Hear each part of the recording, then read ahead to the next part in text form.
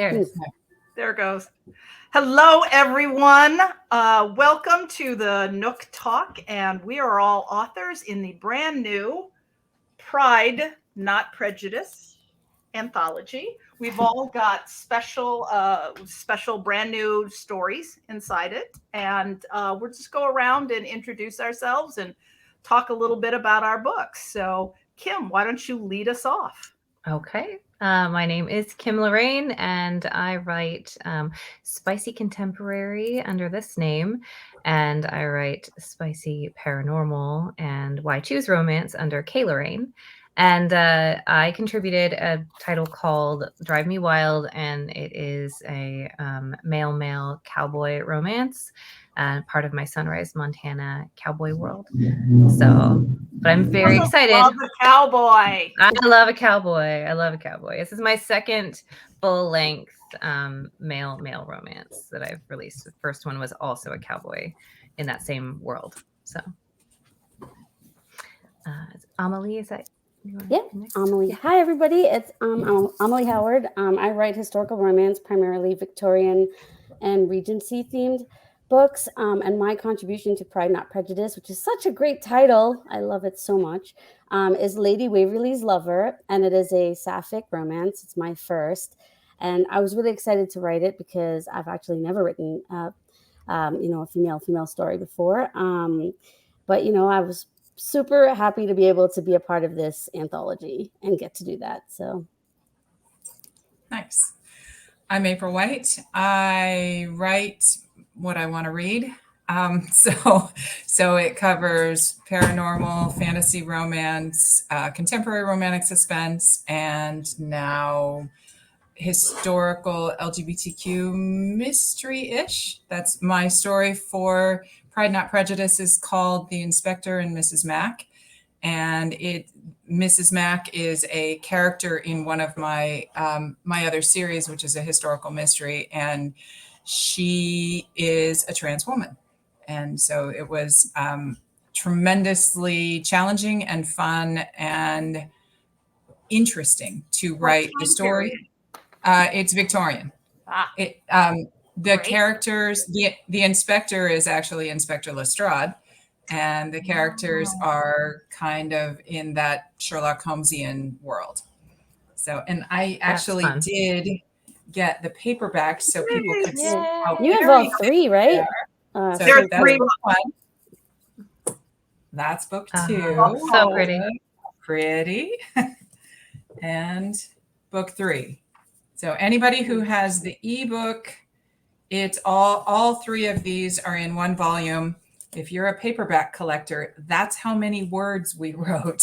Mm-hmm. But what's really fun, I'm going to be at an event next weekend, and I have a bunch of the paperbacks with me because people love to take anthologies around and get 21 signatures from 21 authors. Yeah. So, it's a great idea. So fun. Yep. And I am Kathy Lyons, Jade Lee. I write Regency era historicals as Jade Lee, but as Kathy Lyons, especially in the LGBT. God, I can't even talk. In this space, I write the Weregeek series, which is, and here it is. Here's the first book of the series, but it's badass werewolves who are protecting the world from paranormal threats. Realize they need tech support. So they recruit some geeks.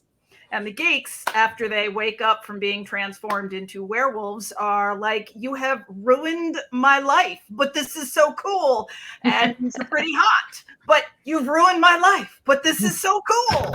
So I really let my sense of humor fly, and I have a very quirky sense of humor. So the first book is Where Geeks, and you can read them out of order, but Where Geeks Save Wisconsin, Where Geeks Save Lake Waka Waka, and Where Geeks Save the Middle of Nowhere. So those are the books. And then the novella is Where Geeks Save a Kitten.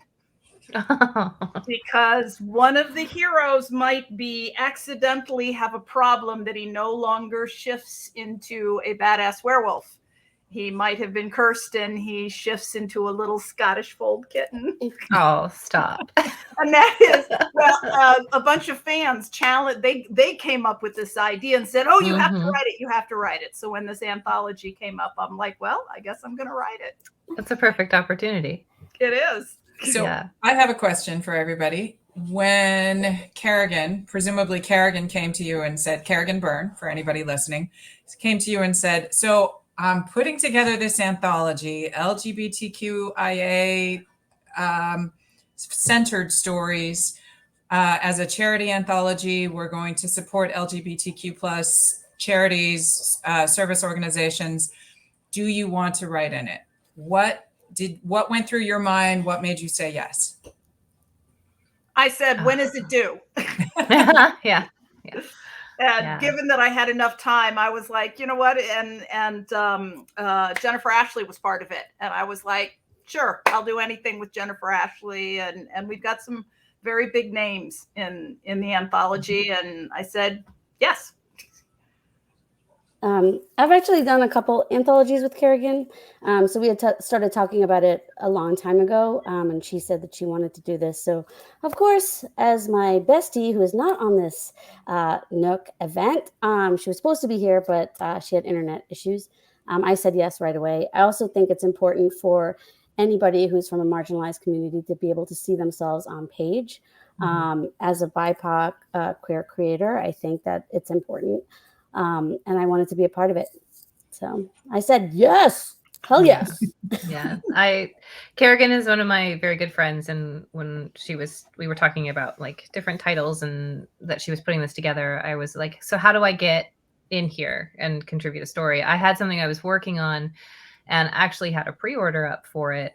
And then instead I wanted to flesh it out and make it a bigger book and put it in this anthology instead. So I switched it to something else and filled the pre-order with a different title in the same world and moved this one over so it could be part of the anthology, because like you said, it's really important to give BIPOC and LGBTQ readers a place where they also feel seen and heard, and representation is so important. That for me, one of the things that I learned about myself throughout starting to write bisexual characters was my own sexuality, and like learning that I am a bisexual woman, but I never allowed myself to admit that. And that's something that I actually gained from being part of this space and doing research and really learning about my characters. And then I was able to really understand a lot about me. So it's very special for me. It means a lot to be part of it because it's part of my journey too. That's awesome, Kim. Well, what about you, April? What made you say yes? Well, first Kerrigan asked, and that's sort of an automatic yes. Also, I looked at everybody else on that list and went, oh, yes, I would love to hang out with these people, even if it's in a book. And primarily, it is that representation piece. It's pushing myself to write outside of my default, because I've been writing heterosexual couples in the YA, in the contemporary romantic suspense, and those are not the only people who live in my world. So, and I've been trying to do that in general with just writing outside of my default for other races, other ethnicities, other lives, right? Because we don't always write ourselves. And so this was an opportunity and a really good excuse to put the work in, do the research, and really, I have just the most fantastic sensitivity reader who worked with me. And I've learned so much just from the actual writing and then the research and putting it together, that I just feel like leaps and bounds. And that's not even me stepping wholeheartedly into LGBTQ world. It's just being open. And so like you, Kim, I feel like my own growth happened as a result of writing this story. And I can only hope that people reading 21 Love Stories find 21 characters to fall in love with and to root for. Mm-hmm. I also was before I started the Where Geeks world, I was challenged to just explore gay romance and just think about it. And I'm like, I'm not gay. I'm not in this world. I don't know. And it was Damon Suede who said, look, you write historicals. Have you ever lived in the 1800s? And obviously no. So, or I look really good for someone my age. She's also a vampire. Yeah, there we go. Yeah. So I had the same experience. I really started reading in the space and exploring and surprised myself with how many people I knew who were more than cis, I guess is how do you say that? I'm still learning the terminology. Yeah, I mean, I think there are so many different ways to describe people in the overall umbrella and on the spectrum of sexuality and gender. So I think that it's really wonderful to be able to, like we've already touched on, give people a place where they feel that they are heard and they are represented. So yeah, I think, and exploring that as, before I learned so much about myself, exploring it as what I thought was, a heterosexual cisgender woman, I would read gay romance and completely really resonate with these characters and follow their journey and really just fall so deeply in love with their love story. And I think that there's a lot of honesty in reading somebody's story that is so far from where you think you might be, because you're able to really take in a totally different perspective from what you have learned or what you have lived. And you're able to learn a lot of things as long as it's represented correctly, and I think the research piece here, like April talking about the sensitivity readers and making sure that you're taking care if that is not your community or it's not your experience, and taking care and being able to really stop and make sure that you are being respectful of this community that you're representing is so important. And I'm so glad there's a lot more conversation around that now than there used to be.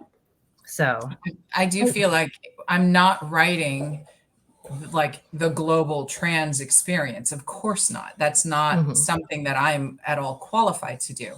I am writing a trans character.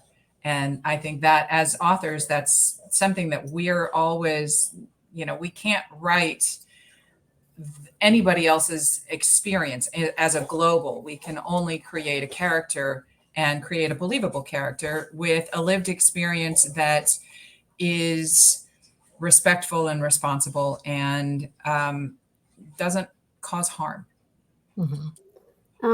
I always want to say that I think the weight of representation cannot fall on one story.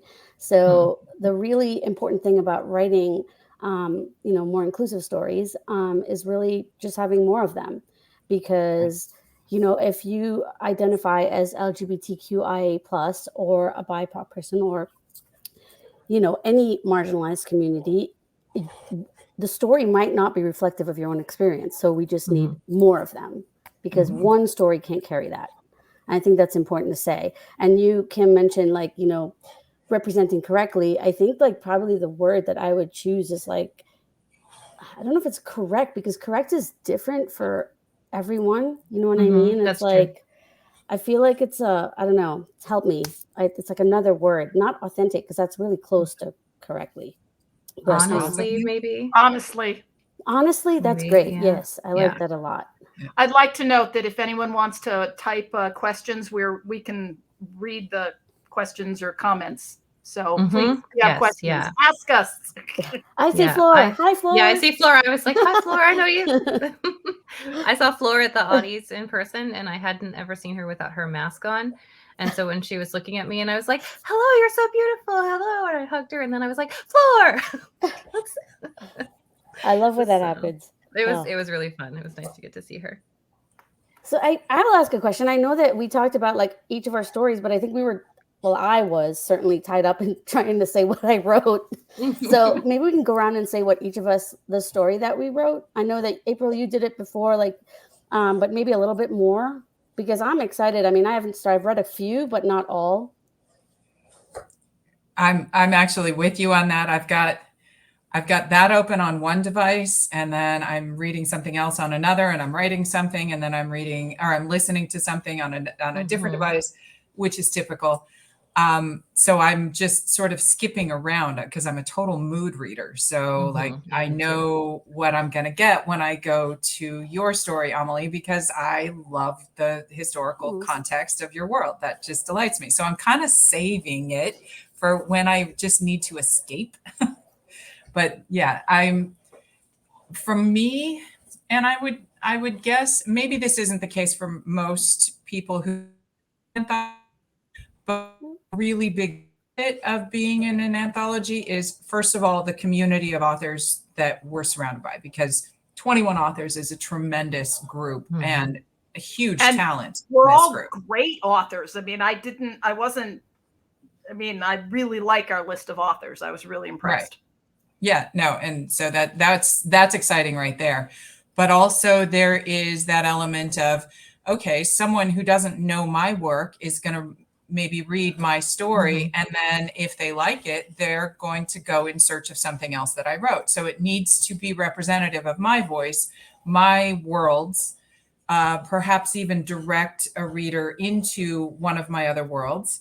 And I mean, that's kind of the best case scenario, right? Like, oh, that story wasn't too bad. Let's go off and find out what else April White writes.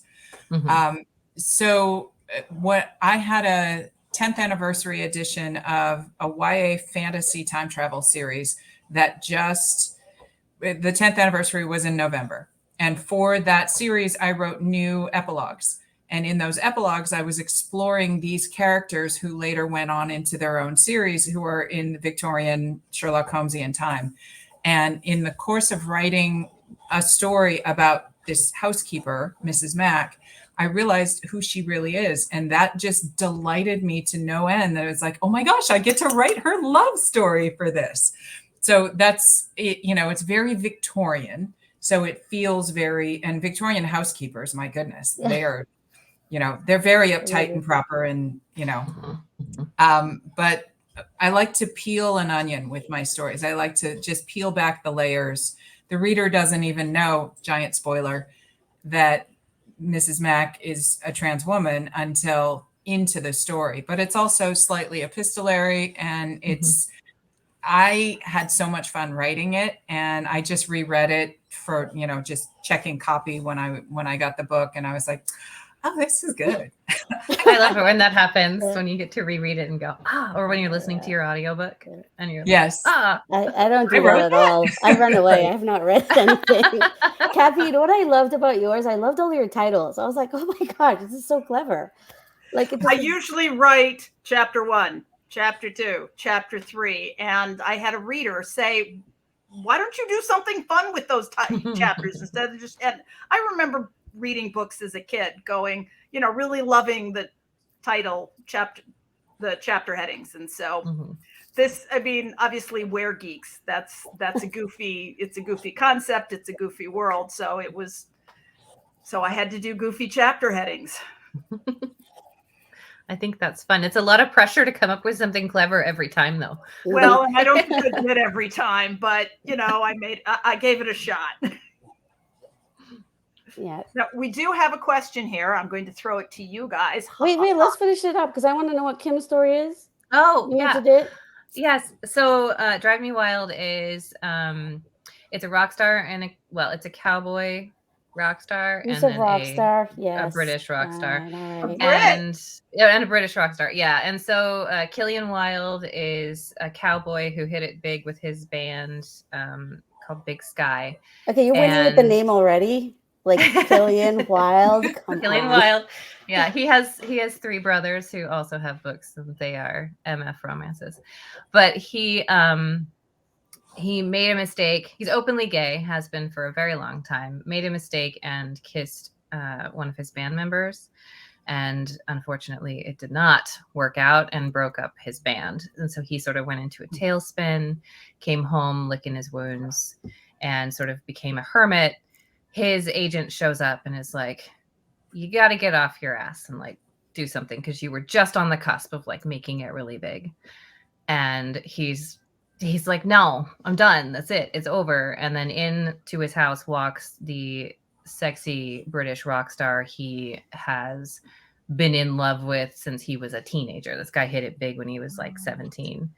And they have to write an album together. And so they stay together at his house on the proximity. ranch. Forced proximity. They sort of hate each other, but do they really? They have to write music together. And Jameson Lord is the British rock star, and he's bisexual, but his sexuality has always been kind of ambiguous in the public eye. And so it's not really an awakening. It's more of a learning how to be willing to, be who you are in front of everyone story. So yeah, I really loved writing them. They are so much fun. And I love Forced Proximity. I love Enemies to Lovers. They have a lot of great banter. Banter's my favorite. So Emily, talk about yours. Yeah. I totally missed the cue at the beginning to do that. So Lady Waverly's Lover, she is a widow, and she was married early, so Victorian era. And, she's married at this age 17. So it's an FF story where she doesn't know who she is, doesn't know her sexuality. She's only told, you're supposed to marry a dude, you're supposed to have an heir, and that's it. So she does have the heir, and then he ends up dying. He's quite abusive. And then her best friend, who completely lives outside all the lines, which I really loved writing, buys her a portrait, a nude portrait by an up-and-coming artist. And she's very stuffy and aloof and reserved, and she thinks she isn't going to do it. And then she ends up doing it, but she doesn't start with all her clothes off. She starts with just a little piece here and a little piece there. And then the whole story is kind of like this. I love doing the juxtaposition of art and seeing beauty in art, and how this artist saw her and saw who she was on the inside. Because I think a lot of writing these types of stories is about, and Kim, you said it earlier, about being seen. And she was just amazed by how much this young artist, and it's not much of an age gap. It's probably like a 10-year age gap. And they basically take their relationship to the next level. But then the widow, like, she starts having all these doubts, like, is this me? And I mean, her definition is she's pansexual. So, she has to love the person first. There's an emotional connection before there's a physical connection. And then basically it's all the people around her who love her, who tell her, you go after what you want. And I think that's what anybody who is from any kind of marginalized community needs to hear, is that you belong, you're enough, and you deserve love, which is what this anthology is about. So, I loved writing the story. I hope people enjoy it. And the thing about it is, we talked about research as well. I looked up a lot of, Catherine Duleep Singh was a Sikh princess in Victoria's court, and she was a brown woman, and she was also a lesbian, and she lived with her governess until she died. So obviously, people existed in Victorian times. And, Kathy, you were talking about that earlier, about doing the research. The TV series is all based on a real person.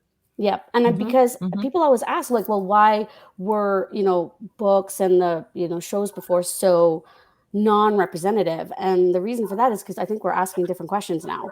And the questions we're asking is, did people of color exist? Did LGBTQIA plus people exist?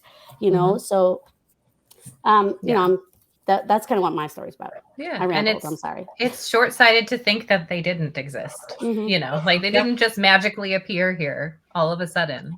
Right. That was with my first book set in Victorian London.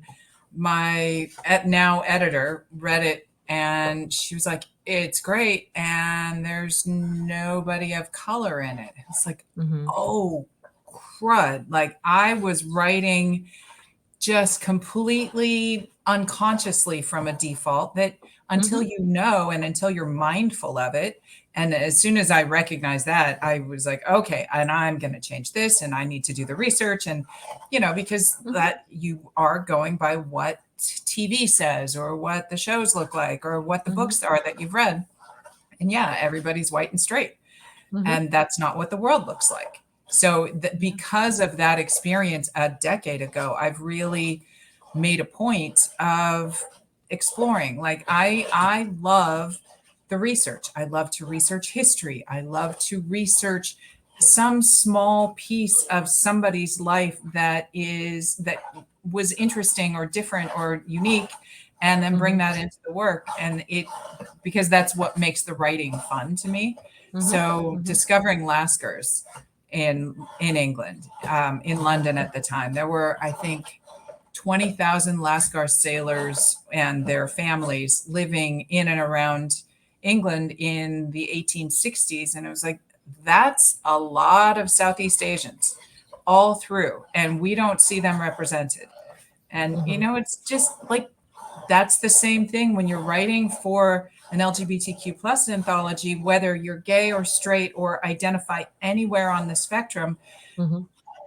I think, honestly, to imagine that gender or sexual preference are binary in any sense of the word is just like, that's just lazy, because there is so much. The spectrum is enormous. And so, getting to explore that through a character is really fun.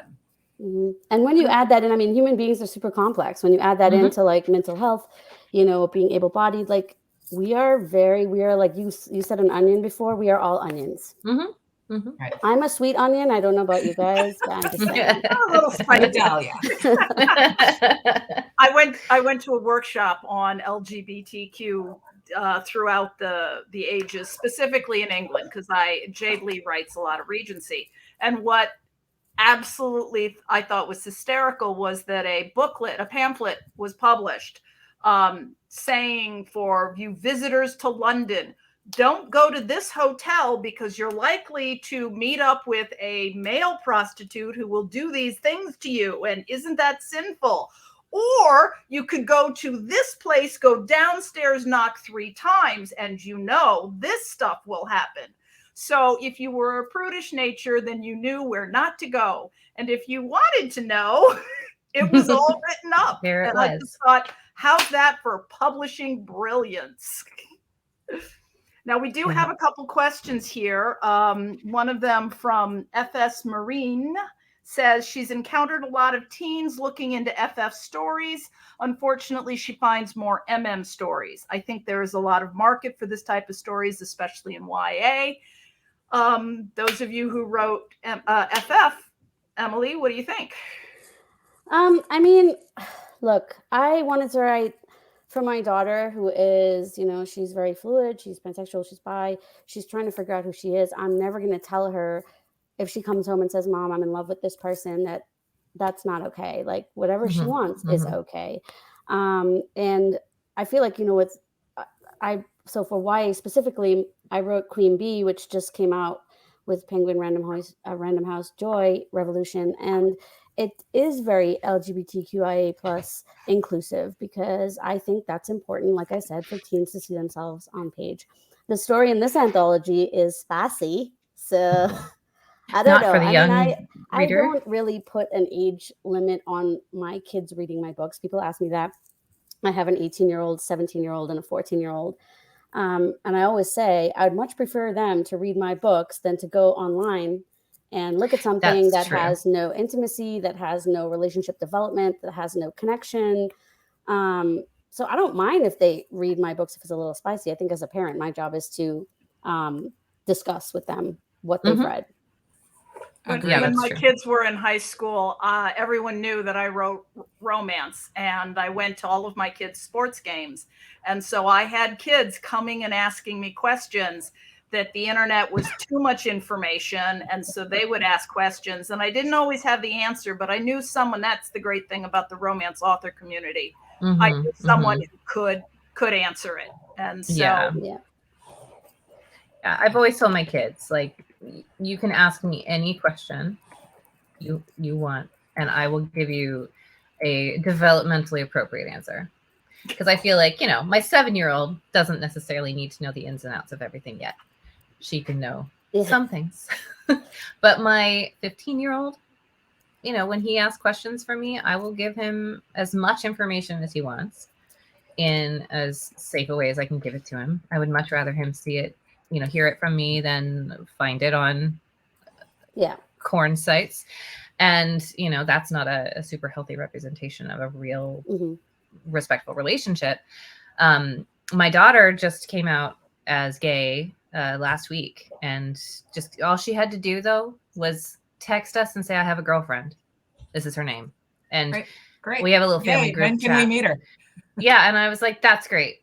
Congratulations. I'm so happy for you. I hope you're happy. And then she went around and told every person that she saw, I have a girlfriend. I have a girlfriend. And I was like, I'm so happy we live in a place where this is just what you can do and you don't even have to worry about it and you're not afraid. Yeah. So, I remember when I was 14, like my one of my best friends, she came out as lesbian, and I remember talking to my mom because I was 14, super young, right? I'm like, Mom, what do I do? Like, I don't know what advice to give her. I mean, and obviously I wasn't allowed to date because my mom was insane. So like, she never let me. I went to an all-girls high school, and literally I was not allowed to leave my house. I'm kidding. It was bad. I only had book boy friends and book girl friends. That was it. And my mom said to me, you love your friend. You listen to your friend and you love your friend. And that's it. Not that advice has stuck with me since I was 14 years old. Right. You know, and I love that, Kim. I love that you said that, because I feel like kids are much savvier and smarter, and they are talking about way more advanced things that we think as parents that, you know, wherever their developmental levels are. Like, I know they're talking about stuff, and I'm just like, where'd you get that? It's why this idea of banning books is somehow protecting kids. Like, that's a don't even get me started topic. But it's this, we have to protect them from this thing that they might read in a book. I have always shared, you know, my kids are signed into the same account. We all share a Kindle account because I would buy them books and say, hey, I just got you something on, you know, go check it out. And they'd have to like peel through all of my romance and all of my fantasy and whatever else. But I remember my oldest was probably, I don't know, 12 or so or 10, maybe, I don't know, 10 to 12, somewhere in there, when I was reading Dorinda Jones' First Grave on the Right. I love Dorinda. I'm so excited that she wrote in this anthology too. And I was busting up laughing. And my kid could hear me from the other room. It's like, what are you reading? And I said, First Grave on the Right. And he was about probably 20 or 30 pages behind me, because he's just like, all right, and got into his Kindle and started reading. He read probably the first 3 of that series. And at one point I was like, I mean, they're fantastic, so funny and quite spicy. At one point I was like, so when you get to a love scene, he's like, I just skip over it. It was like, he wanted the plot and the humor and, you know, that. But I think that's what kids do. They will read what they are interested in. And if they're reading, full stop, they're experiencing some other world that can give them empathy and broaden everything for them. It's like travel and books are the 2 best educations you can ever find. Somebody asked me that about book banning at an event I went to. They said, are you concerned because you have LGBTQIA representation in Queen Bee, which is the YA Bridgerton meets Count of Monte Cristo story? And I said, no, why should I be? And she said, well, one person can call it in and take it off, you know, school shelves. And yes, I'm with you, April. I feel very like particular about it. I think the only people who have the right to tell a child what to read is their parent. And I was stunned. I mean, my kids are older now, but when they were in high school, this was early in the internet. They still found ways to find what they wanted. I think, honestly, book banning just increases the curiosity. And it does. You tell kids, oh, you can't have this, you know, they're going to go, I'm gonna get it. Don't tell me what to do. You're not my real mom. You know, I read Go Ask Alice when I was 13 years old. That book is like really adult. That book kept me from doing drugs. Exactly. That's what that book did. Right? And after I read it, I went looking for more books of that type. And I wasn't allowed. My grandmother and my mother walked me over to the Nancy Drew section and said, buy something from there. And I ended up protest, I just didn't read anything for a couple of years. And then I discovered fantasy and off I went. But, you know, and then I just didn't tell them when I moved into romance. Now we have another question. How do you approach portraying LGBTI plus characters authentically and avoiding stereotypes? I will talk first on that one and just say none of my characters, I mean, even if they start out as a stereotype, I end up deepening and deepening and deepening. I can't write them until they're real people. And so that's my answer.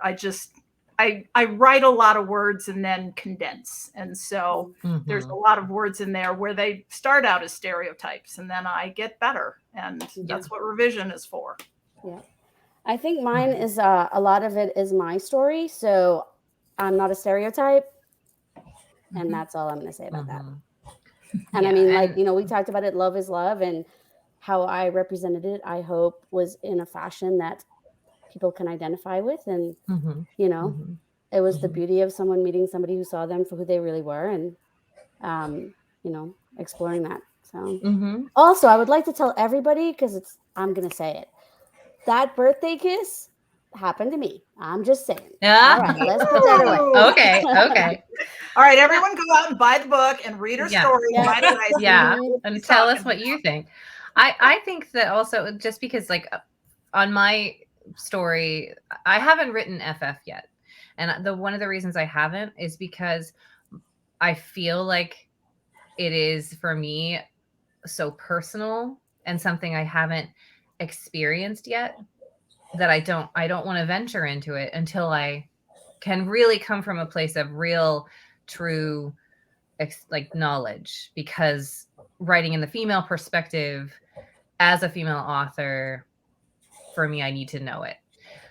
For writing male romance, I treat the male characters just like I would any character I write, and I guess it's a little bit less personal, which sounds detached, but I think that having you know, gay sensitivity readers who are reading it to make sure that I'm not going over some kind of line, and also taking care to remember that I am not going to write a character who is not somebody that I have known and had conversations with, as far as the, mannerisms and things like that can be harmful and stereotypical. Like, I would not want to use any sort of language that puts a negative stereotype into place, because that's not what it's about. We all have things that we do or say or as humans that are stereotypes, because stereotypes originate from a certain place, you know.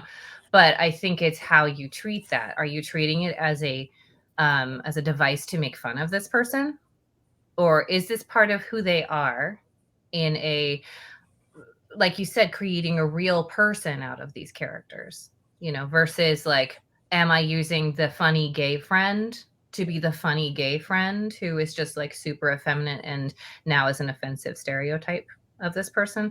I feel like that's a line that, as writers, we have to be very careful about, and we have to be conscious of who could I be harming by putting this in here? What does it add to my story by putting this in here?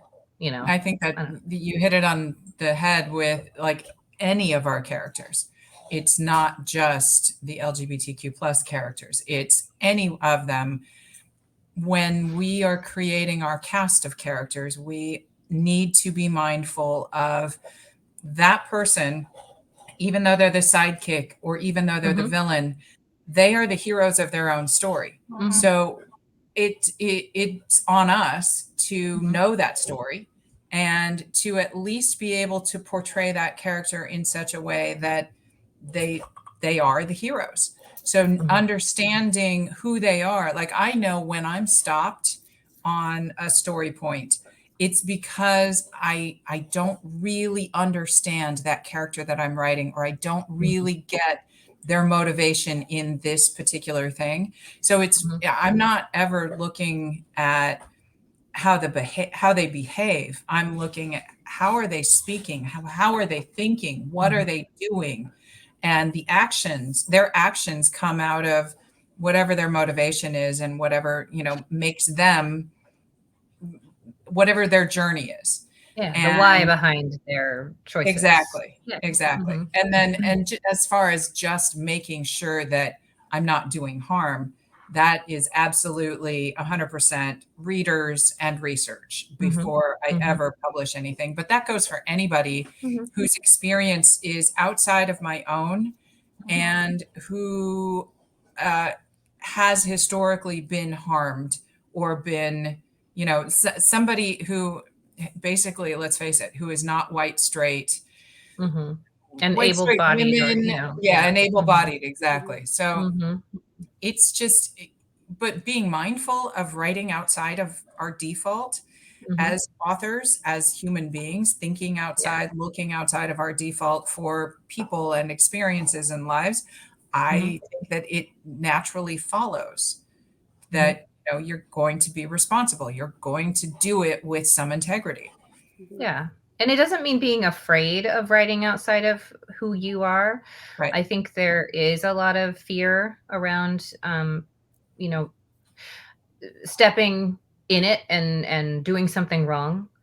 And I think I did this call. It was just like a roundtable with authors and a diversity editor named Renita McKinney, who is very vocal in our community, and she's a really great resource as a Black woman who's very outspoken, and she's very willing to talk about, all the questions you might have. Like me as a white woman, there are things that my lens has been so my own experience, and I didn't even, like you mentioned, not even realizing that watching TV there were whole groups of people who were not represented, because in my world, well, this is how my world is. My house is this, and this is totally what I'm used to seeing.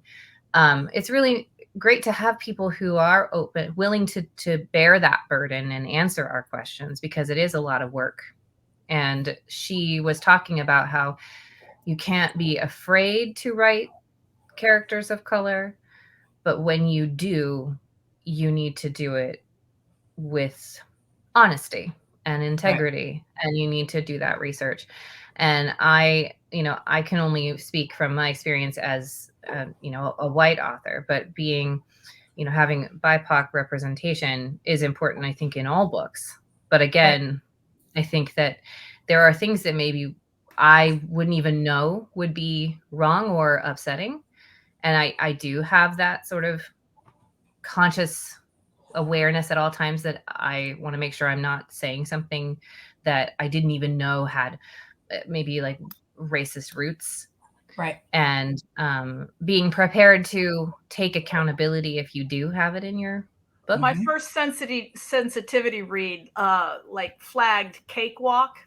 And I use the expression cakewalk, and she's like, actually, that's from a racist past. And I was like, what? Oh, okay. And just, all the different things. So what's on the pale? Did you guys know that that's like problematic? I did not know that. I did not know that. Yep, and that's used in a lot of historical romance books. Yeah.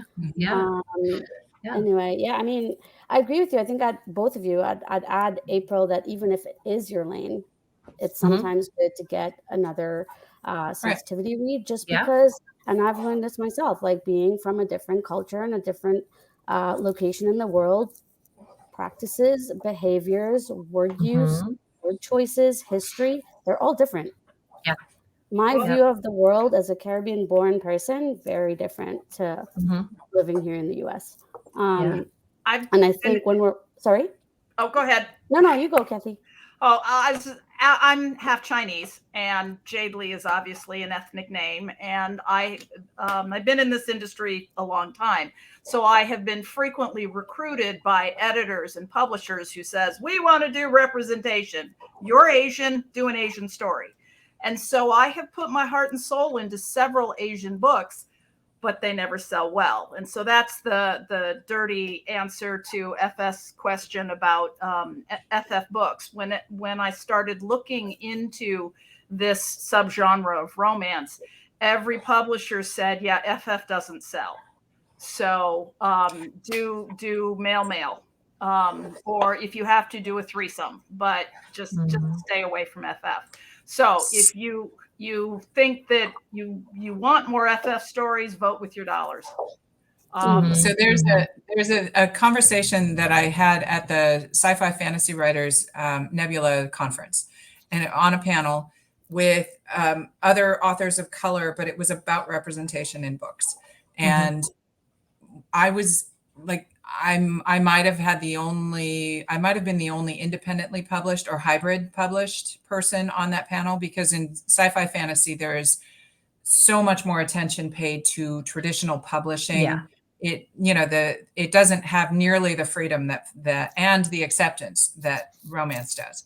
Yeah. But what it also comes up is that the more representative we all are in our books, whether it's traditional or independent, the more readers get used to that.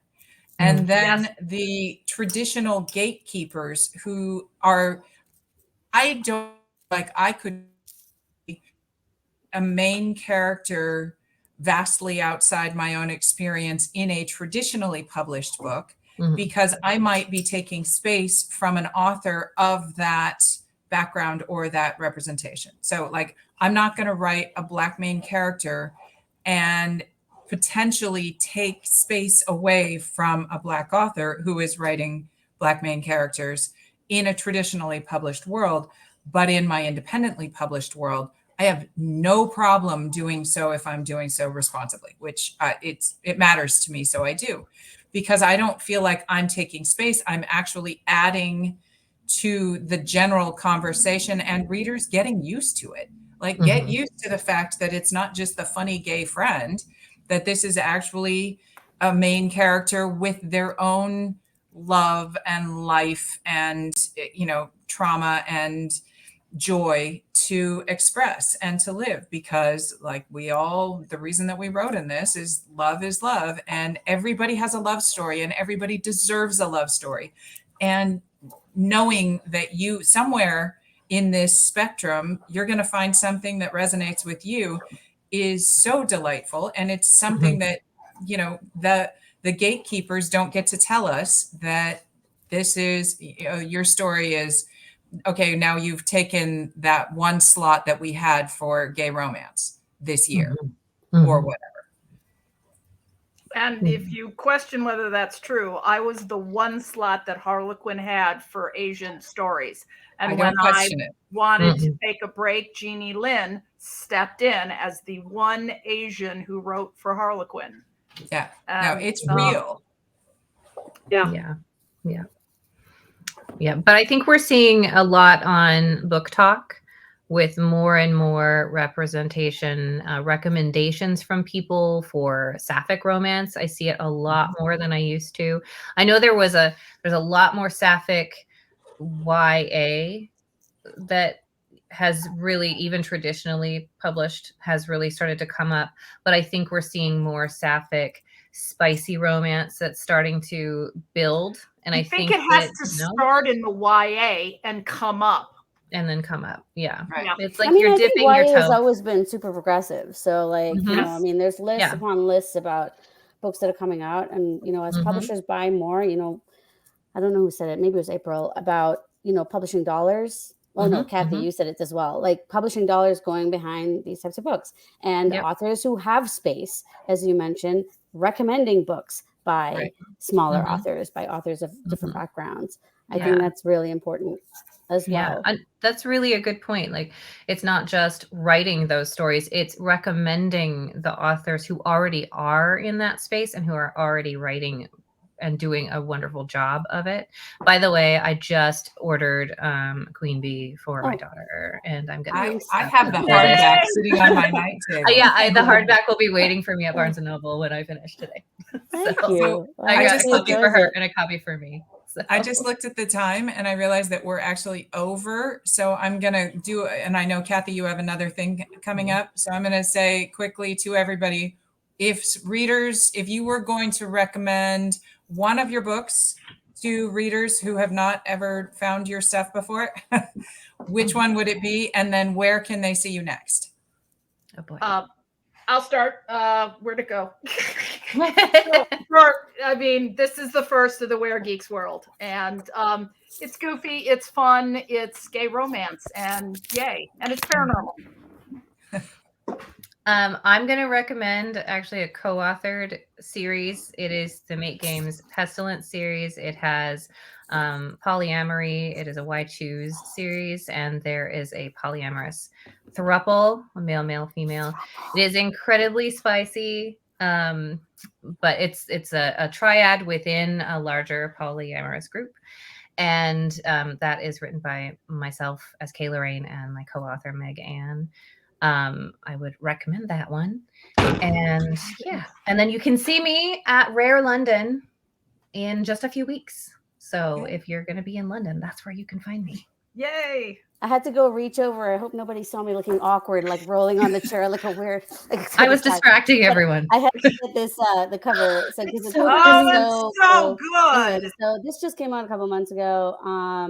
And I just love even the representation on the cover, the fact that it's really beautiful. It's about revenge. It's Bridgerton meets the Count of Monte Cristo with a dash of the Queen's Gambit in it because I love chess. There's a lot of revenge and teenage angst. And so if I bring it with me to Rare, you'll sign it for me, right? Yeah. Okay. I will also be at Rare with Kim, so I'm really excited about that. I will be at Steamy Lit Con with April. So I think that's it. I have some other things in the fall as well, but I'm wrapping up on travel. I'm just burnt out. It's a lot. Okay, to finish, you can find me at Book Bonanza next weekend or at Steamy Lit in August and at Rare Edinburgh with Kim and Amelie. Are you going to be there? I'm going to do Paris, I think. Okay. Next year for that one. And then the book that I would recommend is my 10th anniversary marking time. It's book 1 of the now 6-book series. And in it is sort of the origin story for the characters that you eventually meet in my Pride Not Prejudice story. So thank you guys so much. It was really fun to talk to you. This was great. Yeah.